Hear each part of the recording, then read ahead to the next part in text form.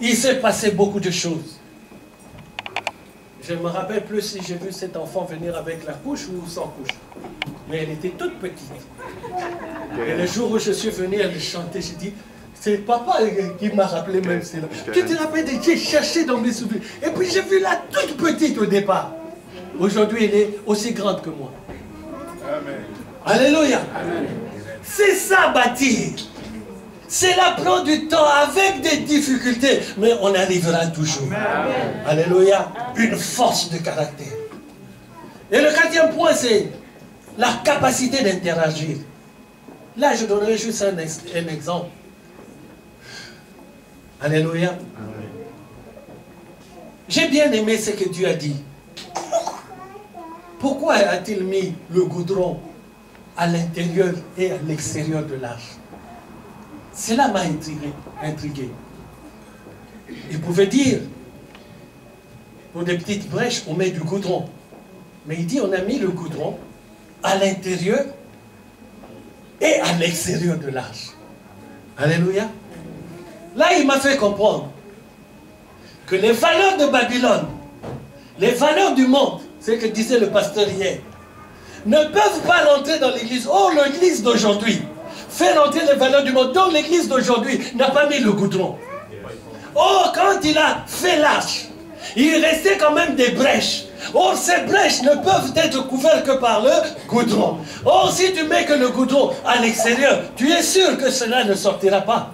Tu ne sortiras pas. Mais celui de dehors peut rentrer. Alors il dit, mets à l'intérieur et à l'extérieur. C'est-à-dire, tu es protégé à l'intérieur et tu es protégé de l'extérieur. Ah, est-ce que quelqu'un me comprend? Alléluia. Amen. Et cinquième point, être focalisé sur Dieu en ces temps difficiles. Nous parlons français, non? Alors là, je m'arrête. Allez chercher vos dictionnaires. Dieu dit qu'il faut être focalisé à Dieu dans ces temps difficiles. Vous voulez que j'explique encore jusqu'où? Ça suffit. Amen. Et quand tu as ces 5 points établis en toi, Dieu dit, c'est maintenant que je ferme les portes de l'arche. Est-ce que quelqu'un a compris? Amen. Dieu ne ferme les portes de l'arche que quand tu as saisi là, tout ce qu'il a mis en Noé. Quand tu as la vision futuriste, quand tu as la capacité de bâtir, quand tu as la force de caractère, quand tu as la capacité d'interagir, quand tu es focalisé sur les choses de Dieu, Dieu dit maintenant, je ferme la porte derrière toi. Amen. Amen.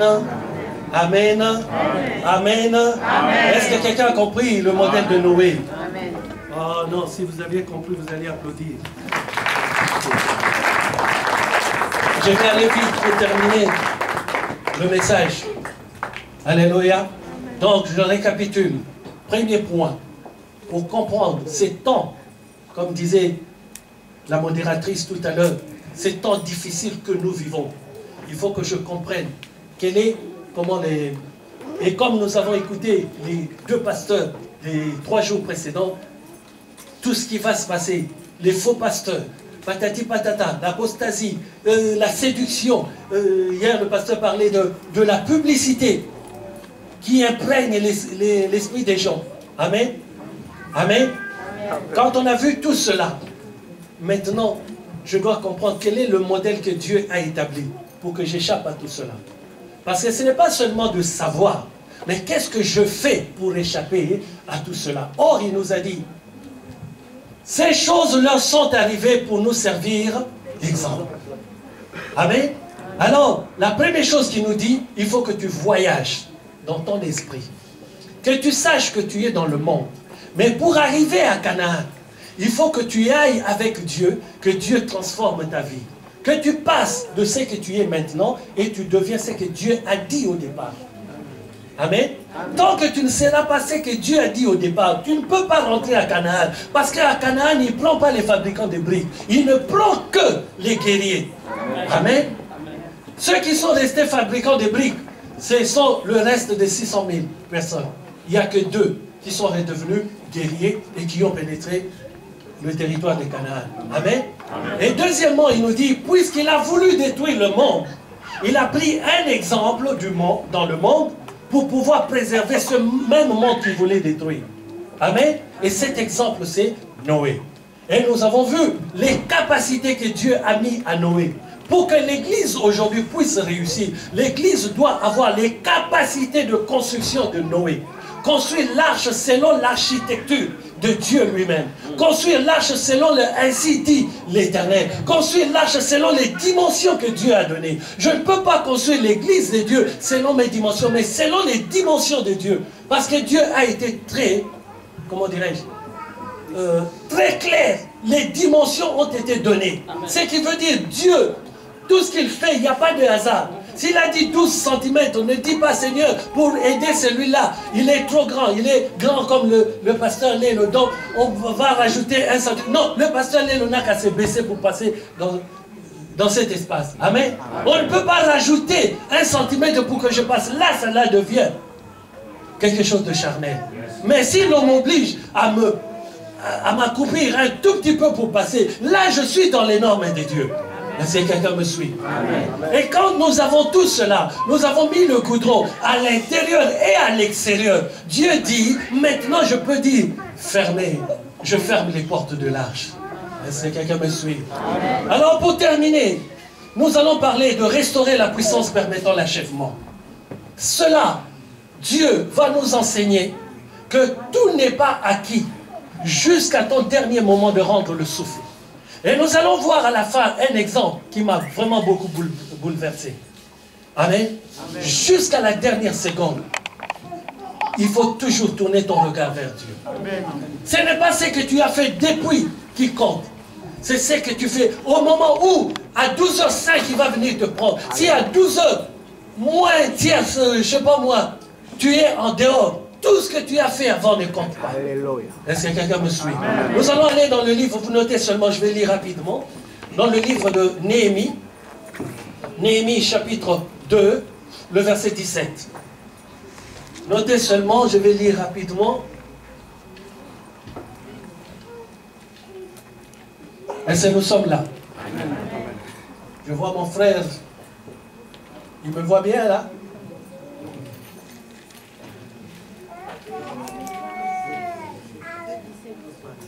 Ok. Mais je n'ai pas compris, mais je dis quand même ok.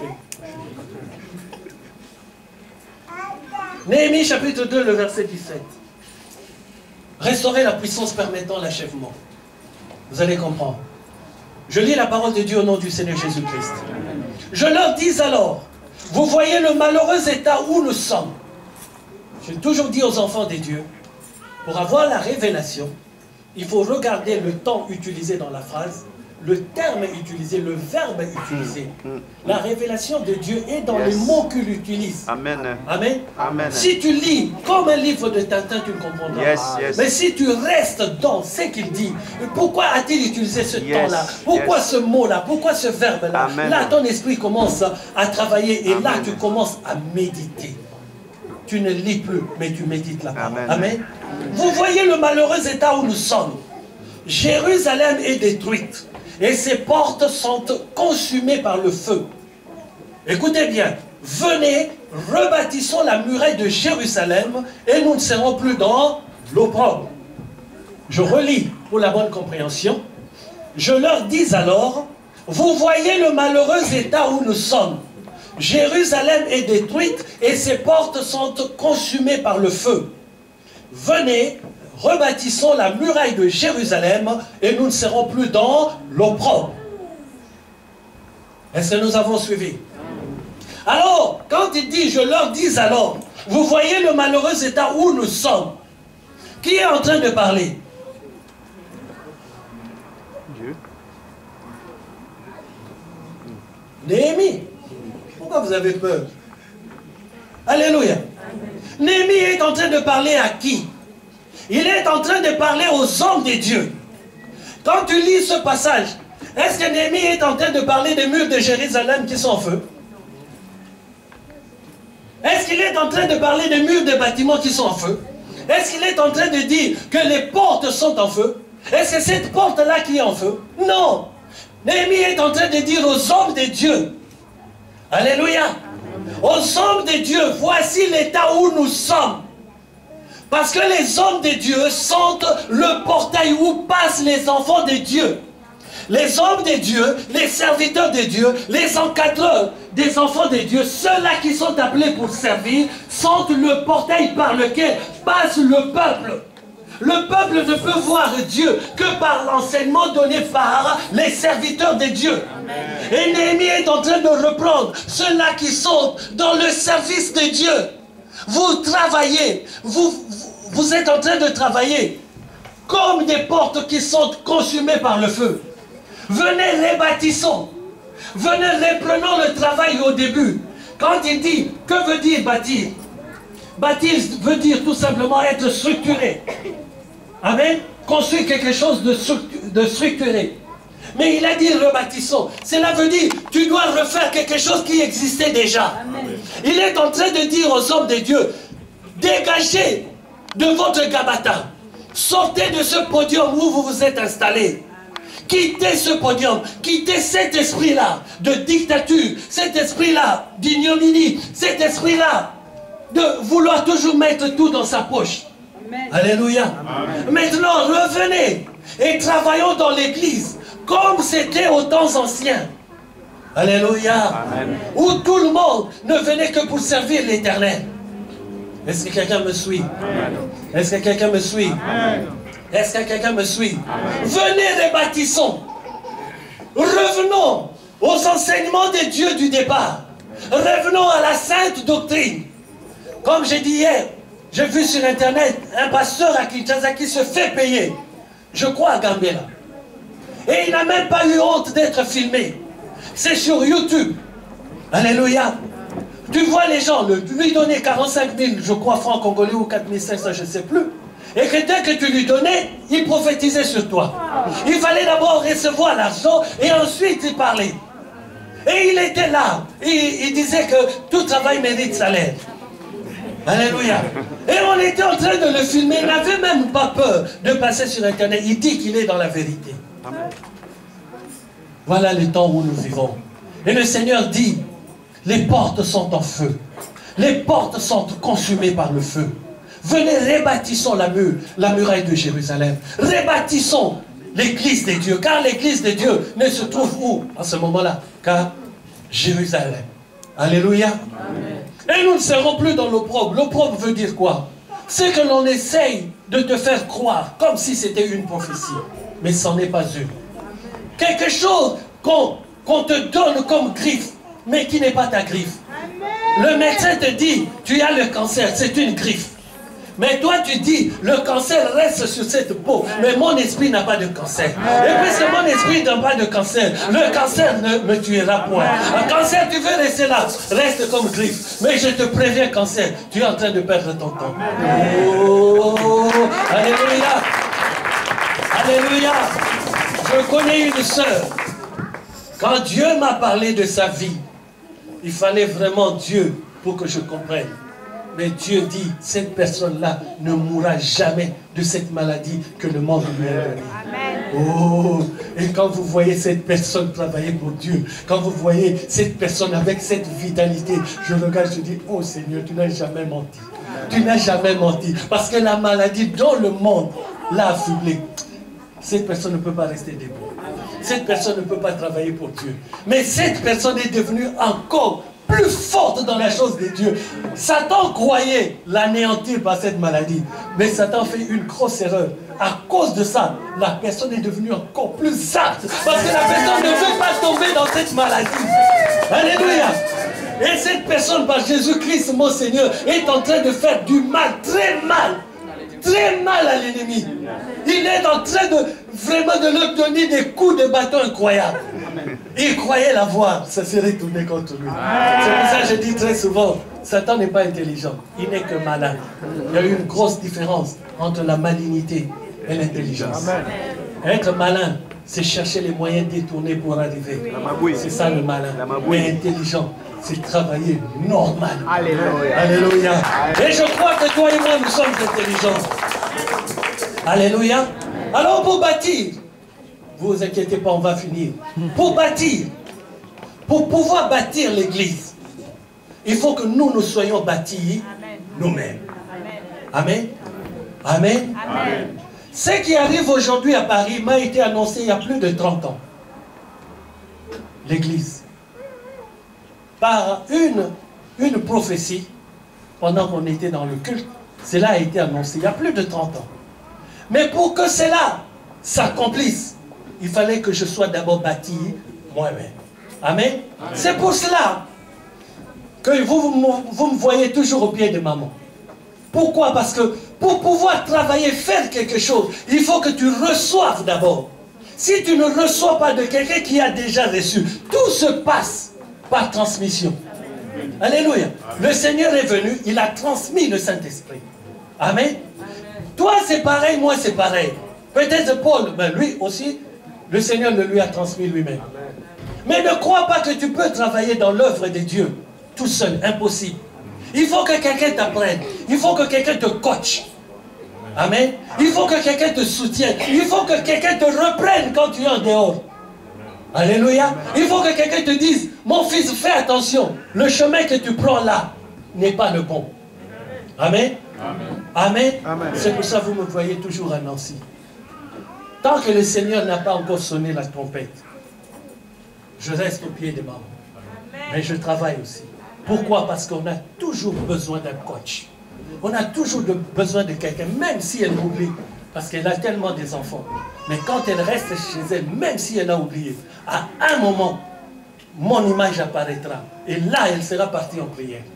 Amen. Et là, les démons sont en débandade. Ah, maman est à télémie. Mais je croyais avoir mis l'esprit d'oubli là-bas. Quel esprit tu vas mettre ici? Ça va rentrer où? Ça va rentrer où? Alléluia. Est-ce que quelqu'un me suit? Il faut que je sois bâti moi-même. Bâtir permet, je vais lire rapidement, d'arriver à la mesure parfaite de Christ. D'utiliser la parole de Dieu qui entraîne la libération des ressources divines. Quand Claude annonce la parole de Dieu, cela est la clé de l'ouverture des ressources divines. Mais maintenant, pour que cela s'accomplisse, il faut que cette parole que Claude a annoncée soit impactée dans son esprit. C'est pour ça que très souvent on dit, ce pasteur-là a dit, on n'a jamais vu. Alléluia. Peut-être, il y a deux cas, peut-être ton temps n'est pas encore arrivé, hein, et des deux, parce que ce qu'il a dit lui-même ne l'a pas cru sincèrement. Et troisième point, c'est que toi aussi, tu n'as pas cru à ce qu'il a dit. La parole de Dieu me dit ceci, qu'il en soit fait selon ta foi, pas la mienne.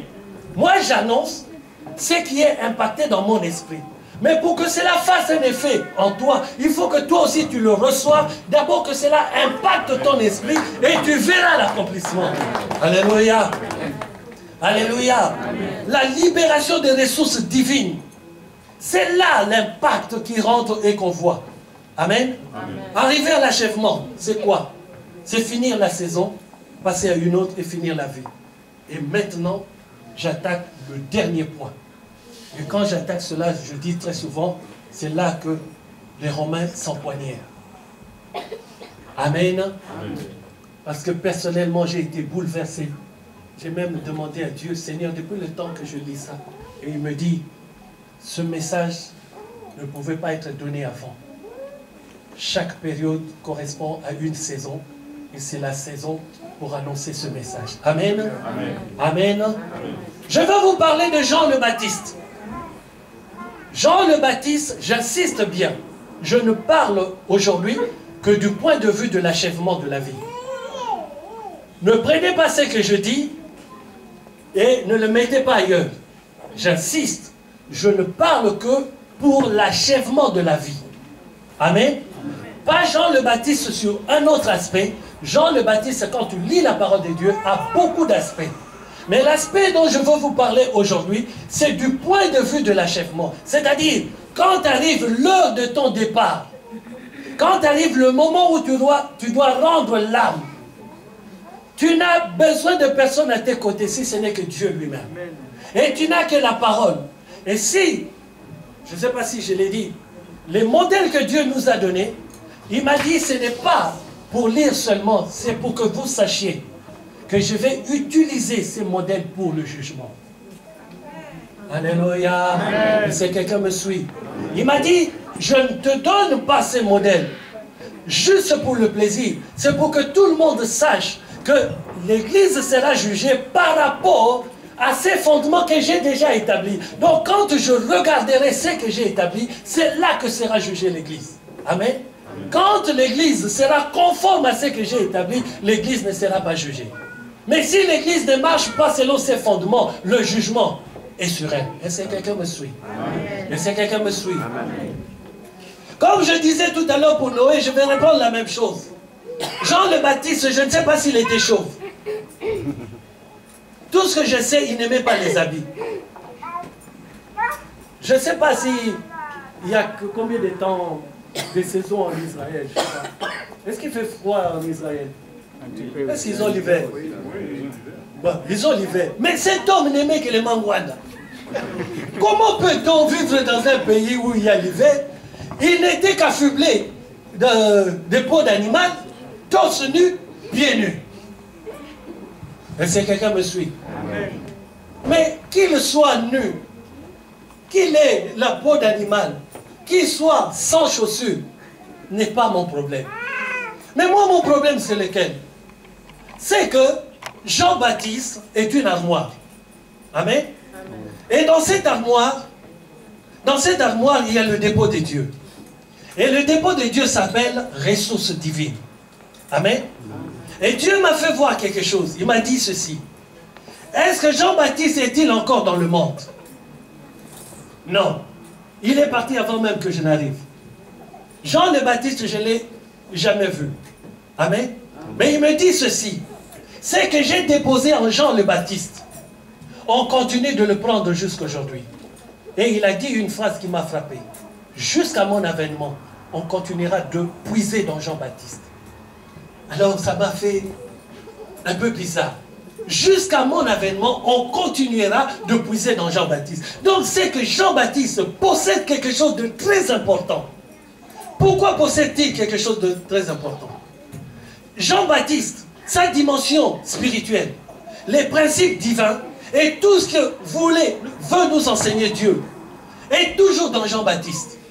Dieu a rempli Jean le Baptiste de tout ce qu'il veut nous enseigner. Alléluia. Amen. Alléluia. Amen. Luc chapitre 16, le verset 28 nous dit ceci.